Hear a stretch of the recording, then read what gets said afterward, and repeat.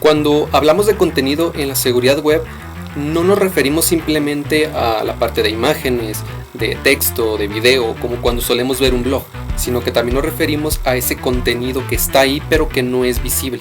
Ejemplos son archivos, son backups, paneles de administración, versiones antiguas de alguna página y este contenido que no siempre es perceptible para nosotros. El por qué realmente nos importa es porque sabiendo buscar este tipo de información puede tener información que es sensible, ya sea para alguna persona o alguna organización. Para esto existen tres maneras en las que nosotros podemos hacer descubrimiento de contenido. Una de ellas es manualmente, revisando digamos archivos, encabezados, algo que se conoce como el favicon, el código fuente, entre otras cosas. Pero esta normalmente suele ser información que está directamente en la página. Otra herramienta o manera puede ser la parte automatizada, es decir, tenemos una herramienta que nos ayuda a lanzar miles de peticiones para encontrar directorios, archivos escondidos, etc. Y la tercera, que es OSI, conocido como Open Source Intelligence, que es utilizar fuentes abiertas para obtener información externa al sitio usando herramientas como Google Docs, Wayback Machine para encontrar información o documentos que están indexados por algún navegador, e incluso GitHub para encontrar digamos credenciales que hayan pasado desapercibidas.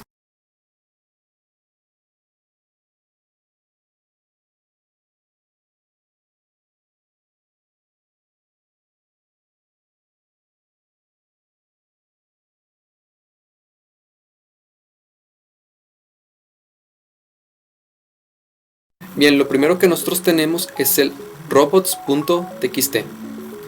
Este archivo indica a los motores de búsqueda qué no indexar y curiosamente es un buen mapa para saber qué directorios quieren ocultar. Un ejemplo es si yo voy a youtube.com/robots.txt, voy a poder ver este archivo. Como podemos ver, aquí hay información de directorios y rutas a las que no quieren que accedamos. El segundo archivo que tenemos es el sitemap.xml. A diferencia del robots.txt, este es un archivo con lista de URLs que el propietario quiere que los buscadores indexen, por ejemplo, páginas antiguas o poco visibles en un navegador. Regresando al ejemplo sobre el archivo de youtube.com/robots.txt, el archivo de sitemap.xml suele de vez en cuando especificarse en conjunto con este último archivo. Como podemos ver en la parte inferior se nos indica sitemap y dos rutas con dos archivos. De igual modo, si nosotros accedemos a alguna de estas rutas, vamos a ver la parte de lo que sería el archivo de sitemap.xml indicándonos las rutas que queremos que el navegador indexe. Otra de las técnicas que nosotros podemos usar es lo que se conoce como el favicon. El favicon no es nada más que un pequeño icono que suele aparecer en la parte superior de la pestaña de algún navegador cuando abres alguna determinada página.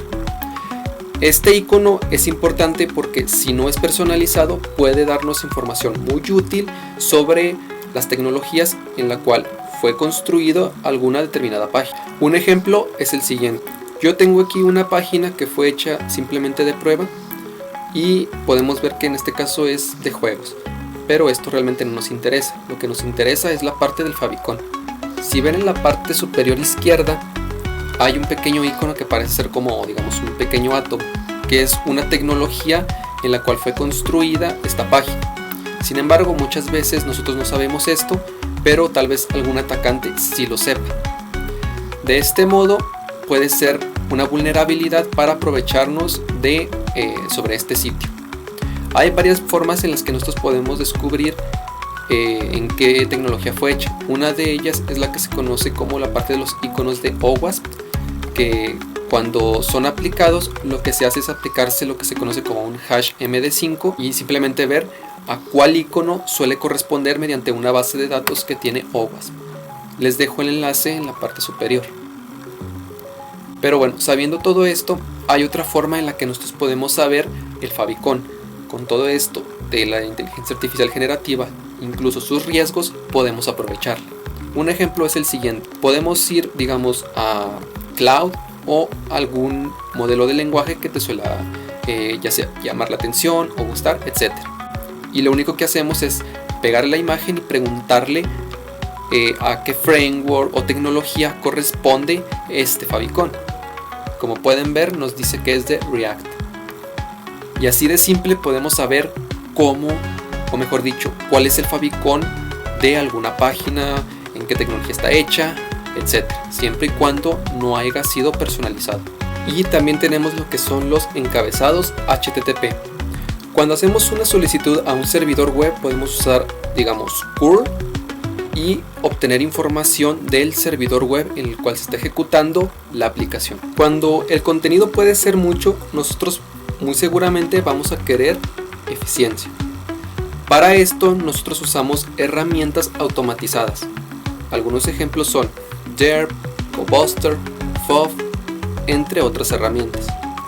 Y hacen uso de lo que se conoce como word list. Las word lists no son más que listas de palabras comunes usadas para buscar tanto directorios o archivos comunes típicos en un sitio web. Un ejemplo es el siguiente.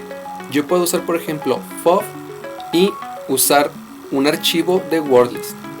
Contra una máquina, si yo ejecuto esto, puedo ver que varios directorios son listados mostrándome el contenido que se ha encontrado.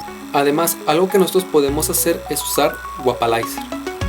Wapalizer no es nada más que una extensión del navegador que cuando entramos a una página nos permite saber sobre qué tecnologías ha sido construido un determinado sitio web. Por ejemplo, si yo lo pruebo en este sitio, yo voy a poder ver algunas de sus tecnologías más relevantes. Algo más que nosotros podemos usar son los Google Docs. Los Google Docs no son más que pequeñas palabras clave que podemos poner para restringir la búsqueda en un navegador. Un ejemplo es el siguiente. Si yo voy al navegador y pongo, por ejemplo, OSINT, voy a ver que diversas fuentes me son retornadas, páginas, foros, etc. Si quiero ver el sitio de Microsoft, voy a obtener solamente información con respecto a Microsoft. De esta forma podemos restringir la búsqueda, pero podemos agregar otros parámetros como tipos de archivos, si hay, por ejemplo, de bases de datos como SQL, para ver si hay información que se les haya colado, tal vez incluso credenciales de bases de datos. Algo más que podemos usar es Wayback Machine. Wayback Machine no es nada más que un histórico de archivos, páginas web, audios, etcétera, que podemos encontrar que han sido distribuidos a través del internet. Por ejemplo, si buscamos en internet Wayback Machine y accedemos a la página, esto es lo que se nos muestra.